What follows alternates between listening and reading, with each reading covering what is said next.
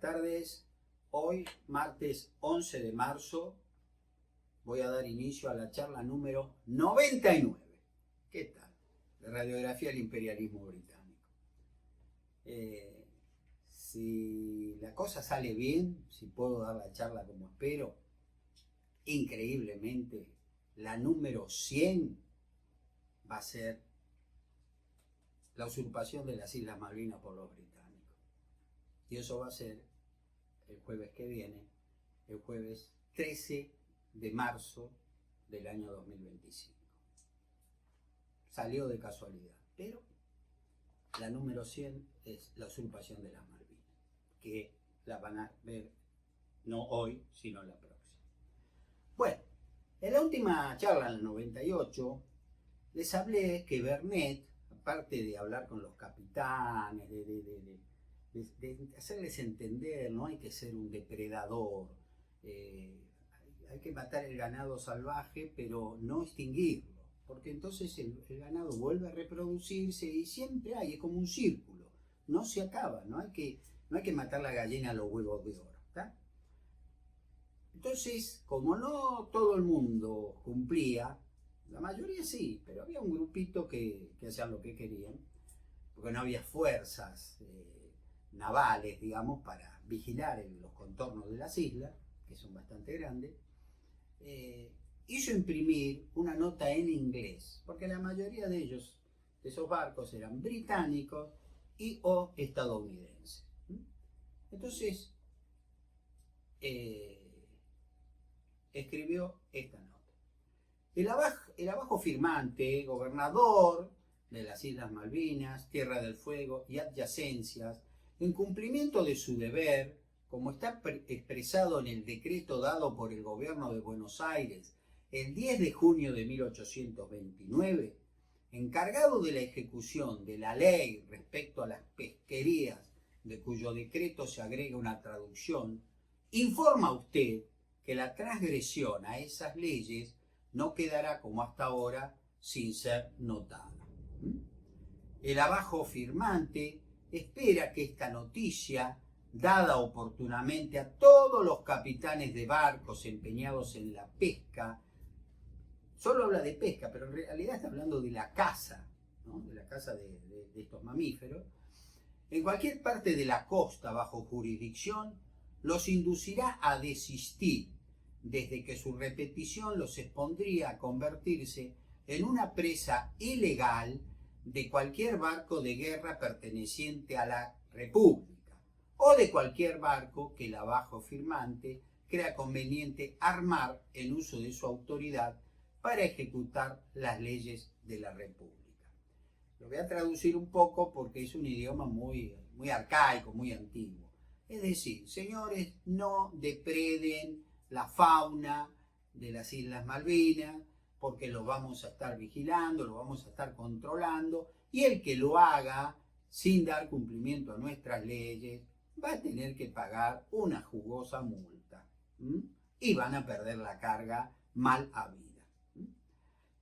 El abajo firmante previene a las personas contra la práctica de cazar ganado en las Islas Malvinas, en la isla Malvina Oriental, siendo al mismo propiedad privada, y por inocente que sea el acto en aquellos que persisten ilegalmente en ello y se hacen pasibles del rigor de la ley en casos semejantes. Por otra parte, aquellos que estén necesitados de provisiones y refrescos pueden obtenerlos a precios moderados, solicitándolos en la nueva colonia, en la cabeza de la sonda Berkeley, donde no se pagan derechos de puerto. La deserción de hombres descorazonados y cualquier ayuda que sea necesario a aquellos deben requerirse por el abajo firmante. Luis Bernet.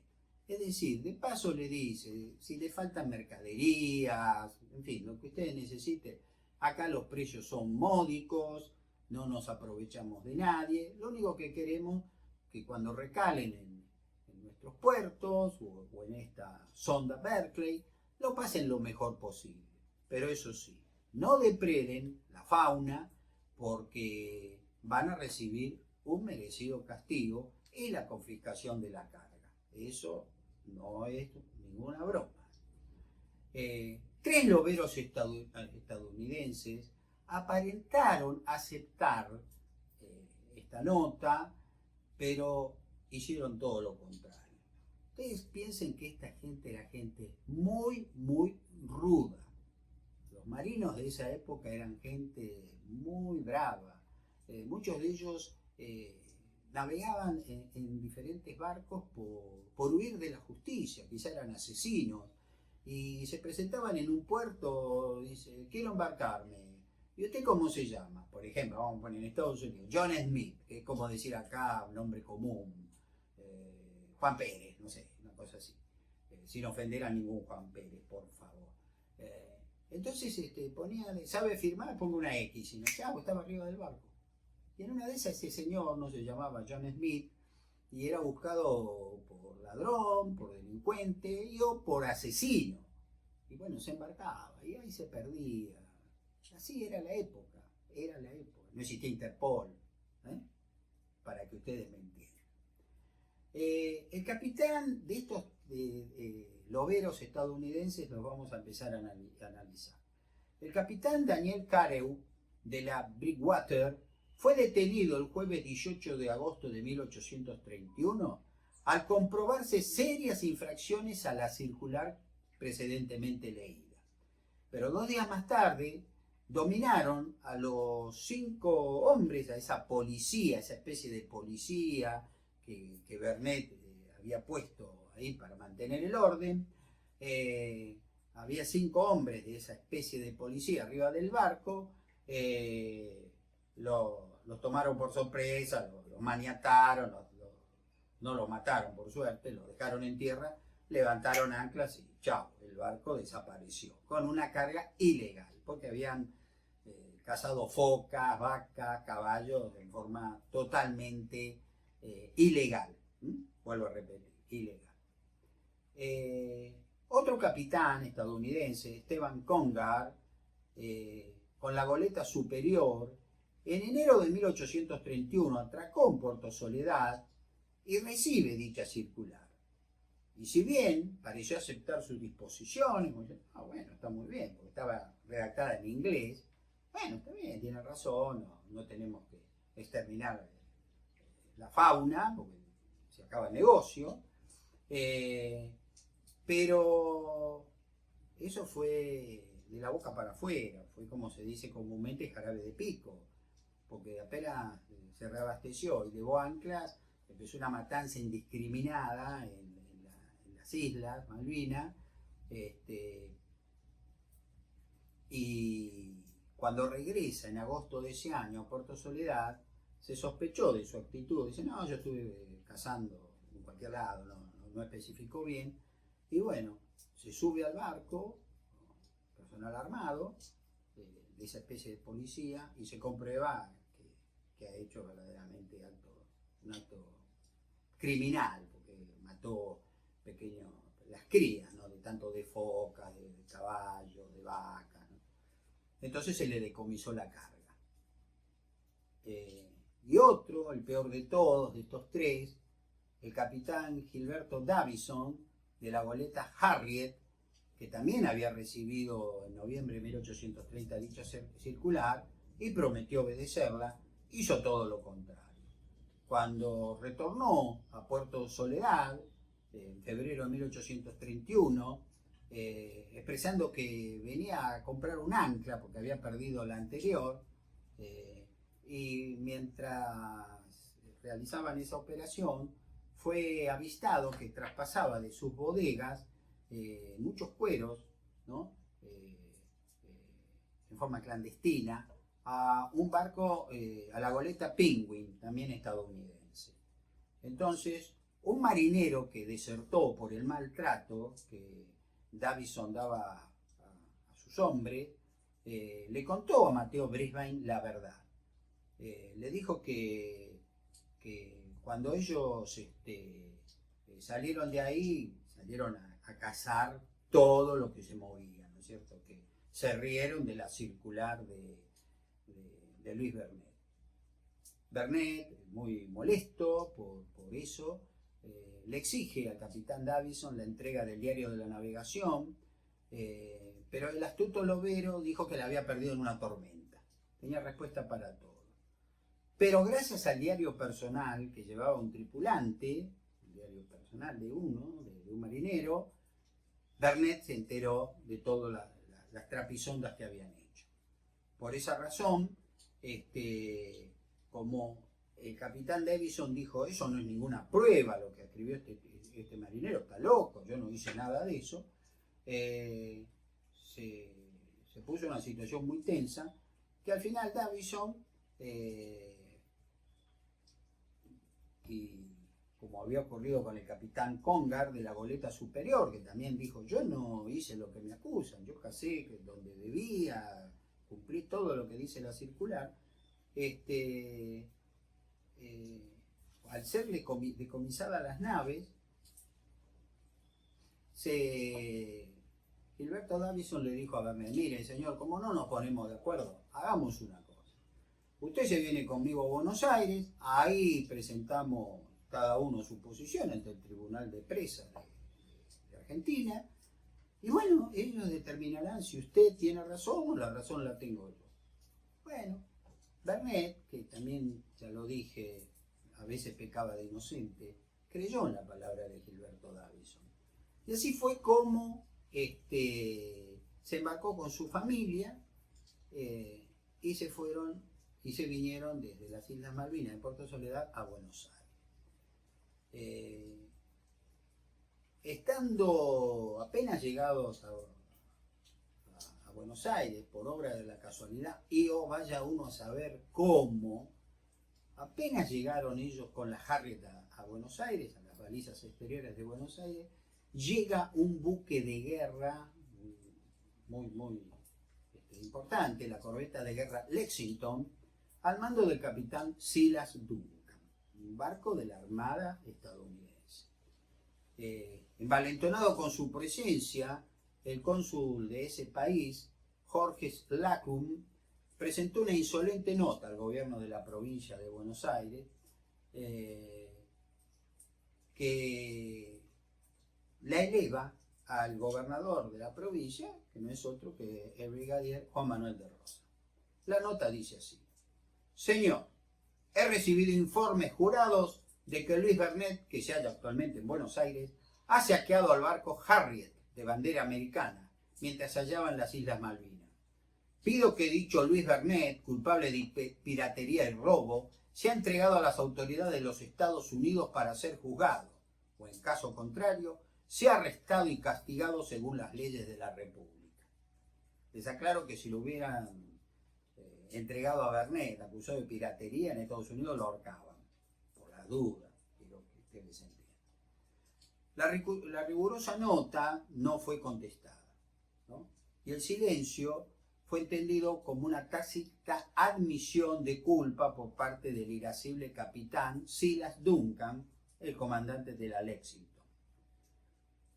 A los pocos días de estar fondeando en Buenos Aires, zarpó el 9 de diciembre con un nuevo pasajero a bordo, que se escapó, digamos, de las autoridades argentinas, que no era otro que Gilberto Davison, capitán de la Harriet, ese barco que había saqueado nuestra fauna y que Vernet le había confiscado la carga. Entonces, con Gilberto Davison vuelven a las Malvinas, o sea, viajan a las Malvinas. El miércoles 28 de diciembre de 1831 fondeó en las cercanías de Puerto Soledad dicha nave, pero utilizando un viejo y no por eso bueno, sino digamos repugnante,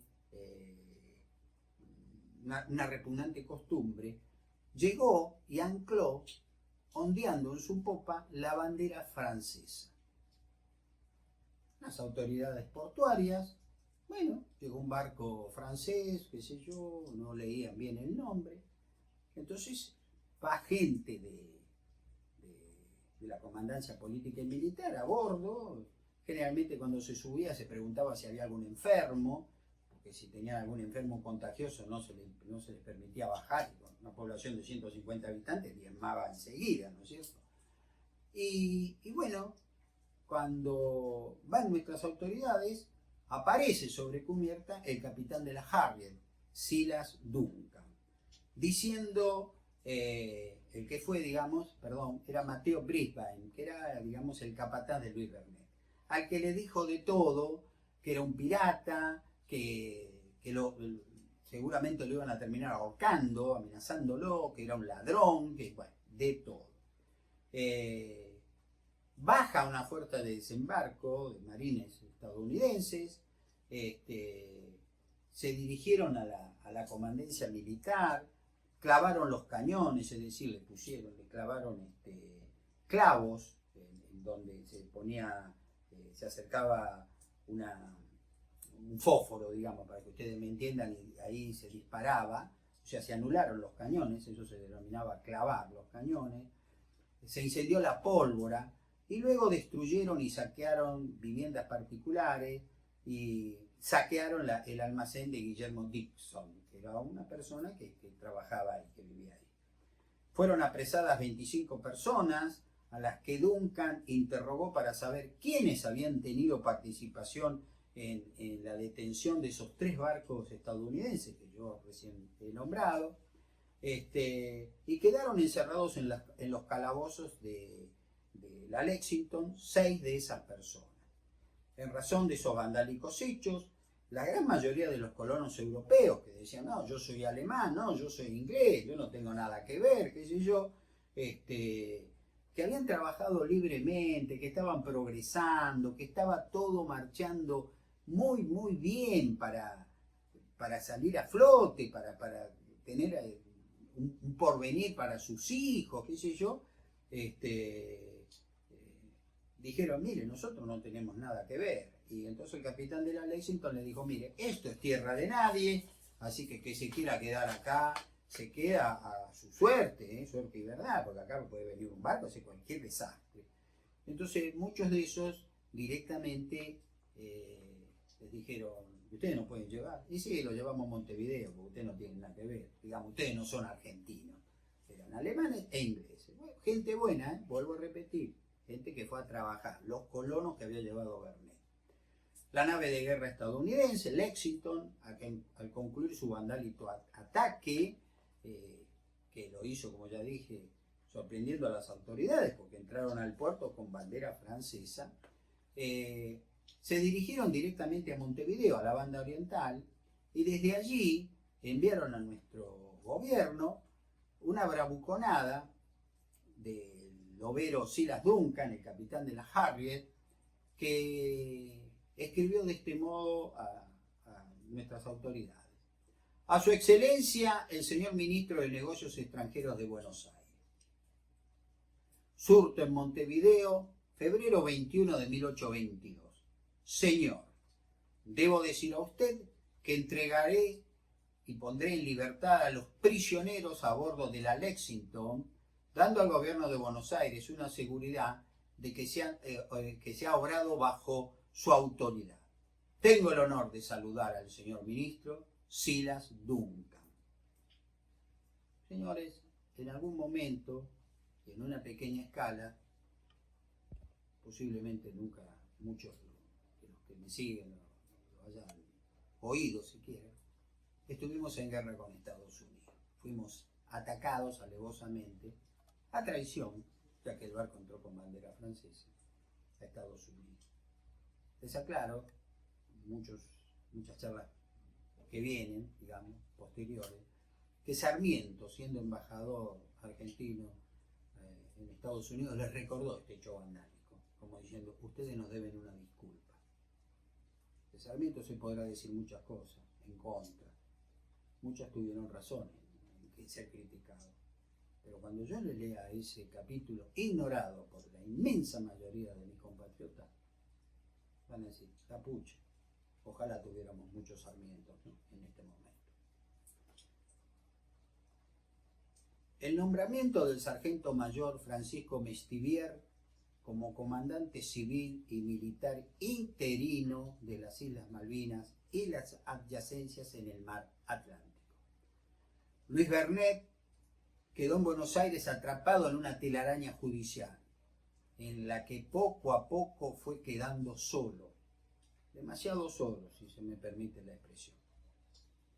Ante esta situación, el lunes 10 de septiembre de 1832, el gobernador de Buenos Aires, por medio de un decreto, nombró a una autoridad interina para las Islas Malvinas, mientras esperaba que el comandante político y militar Luis Bernet pudiera resolver en los estrados judiciales las acusaciones que le habían efectuado los loberos estadounidenses que generaron el ataque de la corbeta Lexington, como les acabo de explicar.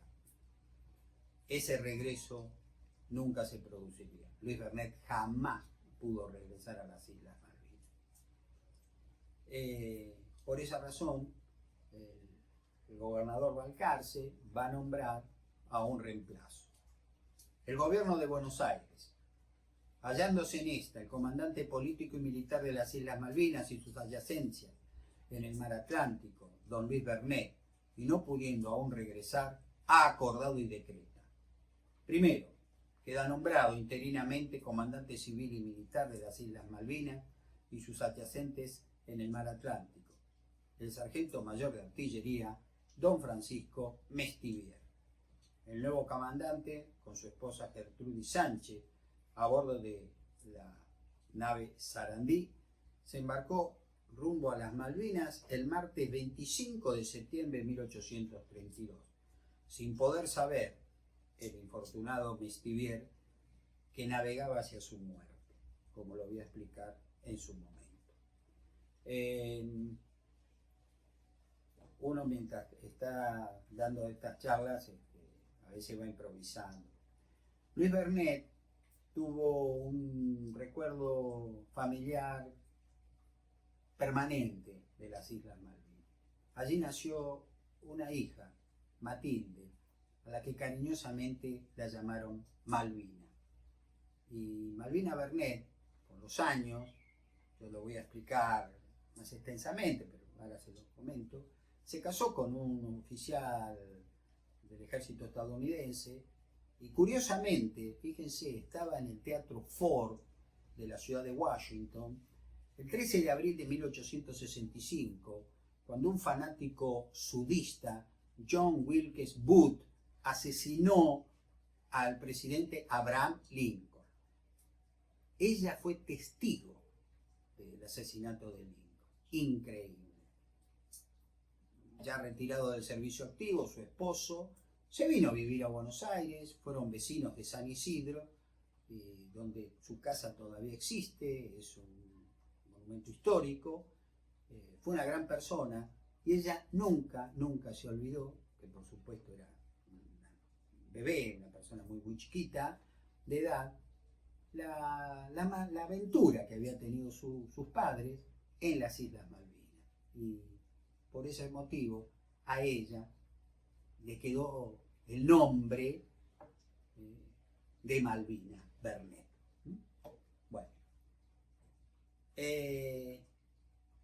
por último voy a leer ahora una especie de epílogo que yo hago en el capítulo pertinente del quinto tomo de Radiografía del Imperialismo Británico sobre el ataque de la corbeta Lexington.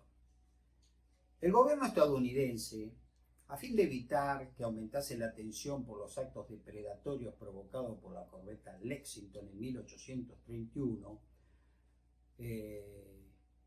relevó de su cargo en Buenos Aires al cónsul Jorge Slocum por el respaldo explícito que éste le dio al capitán Silas Duncan para que obrara en la forma que obró, que fue verdaderamente un acto vandálico. Cobarde y vandálico. Cobarde porque entraron enarbolando bandera francesa. Y cuando nadie lo esperaba, en una población indefensa, bajaron tropas armadas hasta los dientes e hicieron cualquier desastre, ¿no? Por eso el gobierno estadounidense lo sacó al cónsul Slocum, que tan mal desempeño tuvo en ese momento, y va a nombrar y va a asumir sus funciones como encargado de negocios un señor que verdaderamente, como dice el dicho, a veces es saltar de la sartén al fuego, ¿no? Este era un señor muy prepotente llamado Francisco Bailes, quien siguiendo instrucciones de su gobierno, que era lo esperable, pero este hombre exigió de muy mala manera, la prisión de Luis Bernet, la devolución de todos los bienes que éste había confiscado, el pago de una fuerte indemnización por los daños causados a sus compatriotas, aunque ustedes no lo crean, llegando a poner en duda los derechos argentinos sobre las Islas Malvinas. Esto, señores, es historia, que seguramente para muchos de ustedes es una gran novedad, porque de esto nadie quiere hablar, como que nunca pasó.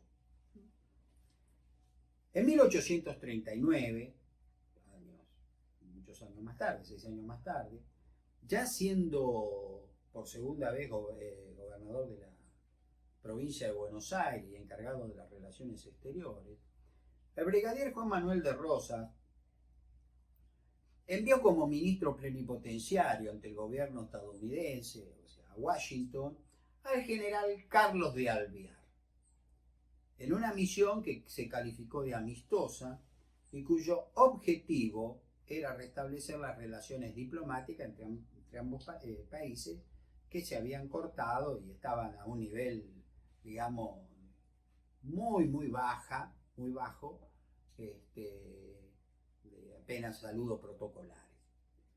En una oportunidad, Alvear se entrevistó con el secretario de Estado estadounidense, señor John Forsyth, y le habló sobre el acto de piratería perpetrado por el capitán Silas Duncan en 1831 al mando de la corbeta Lexington, al cual me acabo de referir. La respuesta de Forsyth no fue ni diplomática ni coherente. El gobierno estadounidense respaldaba a Duncan, pero esto no debía interpretarse como que ellos avalaban el más mínimo ultraje al gobierno o la nación argentina.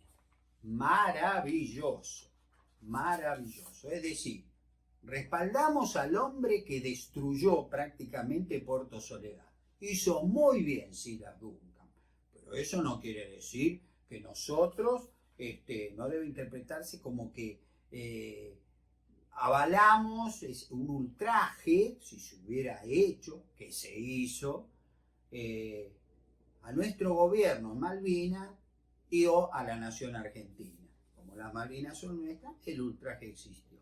Esa fue la cínica respuesta que recibió Alvear, que en lo personal considero que no era la persona más idónea para representar a la República Argentina, pues como hemos visto a través de su historia, era una persona muy particular.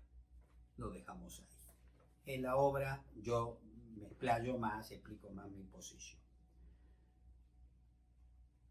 Por eso el estadounidense le dice: por lo mismo, nosotros deseamos que se restablezcan pronto las buenas relaciones con ustedes, así como no nos toca juzgar sobre el derecho de las Malvinas, es decir, si pertenecen a Inglaterra o a ustedes.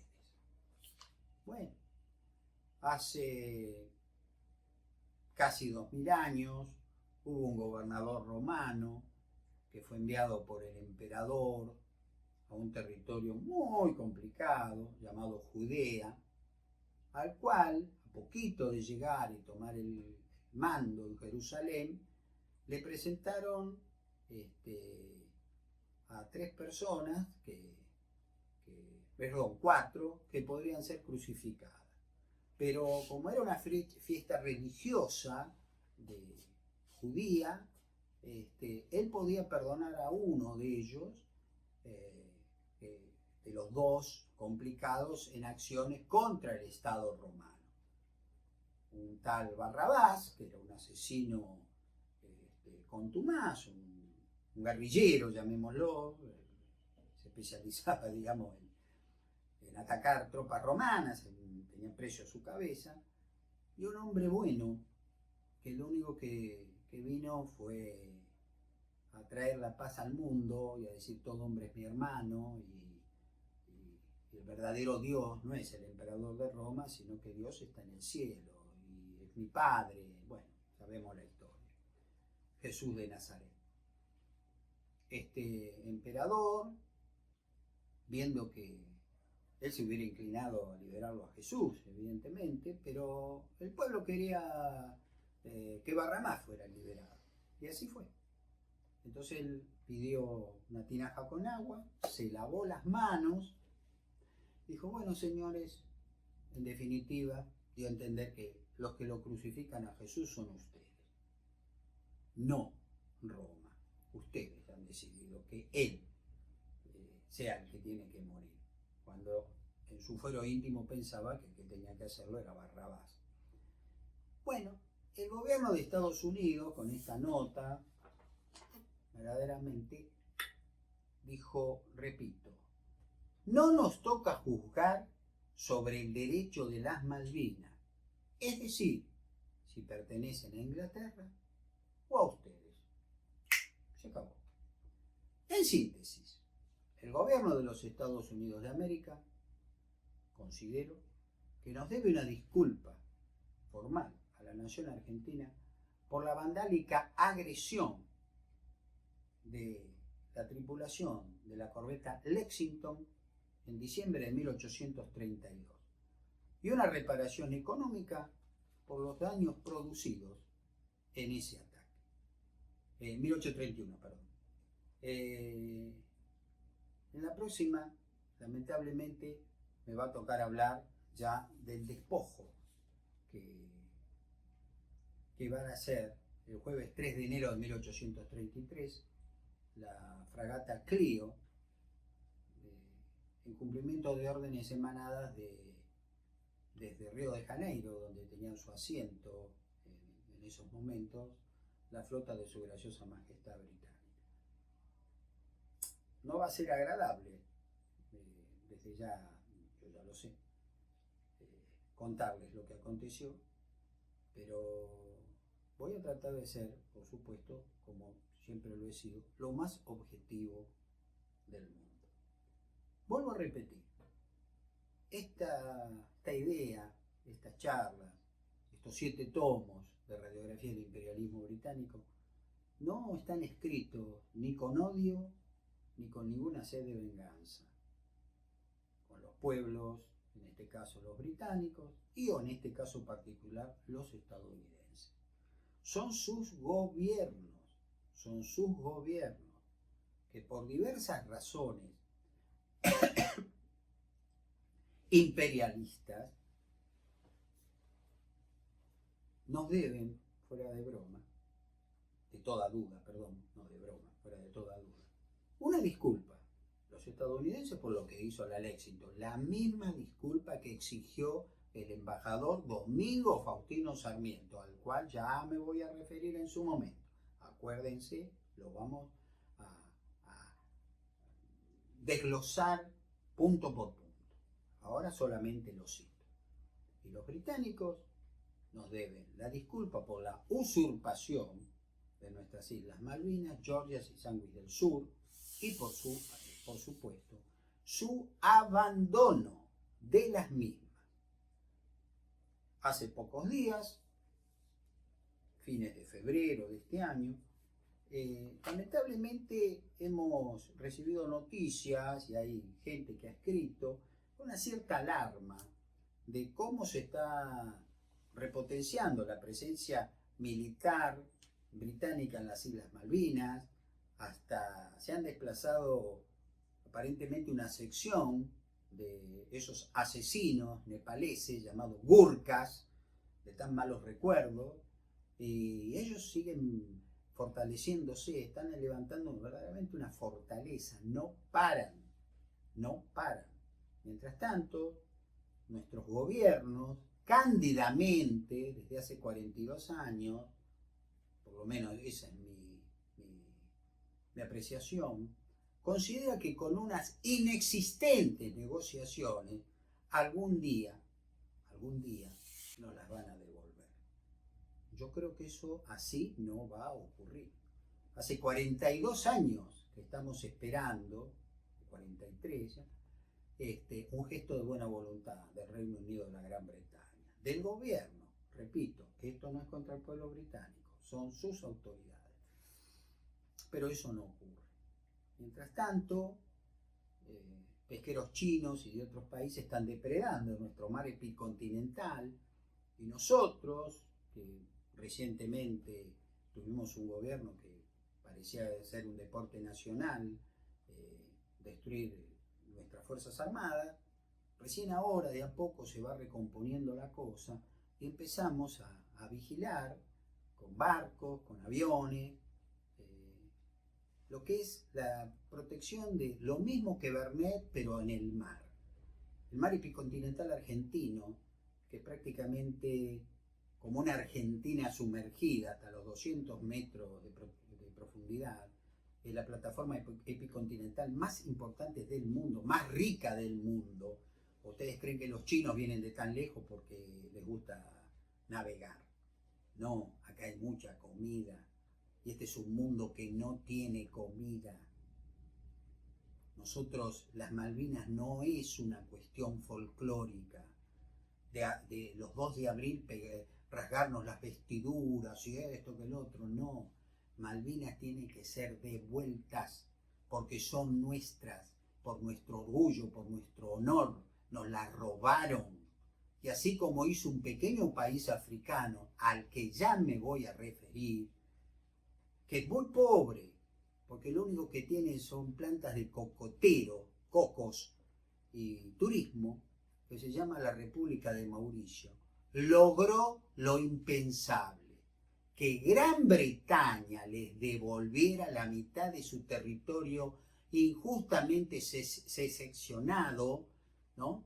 Se lo cortaron al medio cuando le dieron la independencia, pero primero se quedaron con un flor de pedacito muy grande, donde tienen instalada, junto a sus amigos perpetuos, los estadounidenses, en la isla Diego García, una super fortaleza militar. Mauricio reconquistó ese territorio con una demanda ante la Corte Internacional de Justicia. Ese es el camino, no nos queda otra. Las negociaciones bilaterales están congeladas, no funcionan. Las Naciones Unidas es más de lo mismo.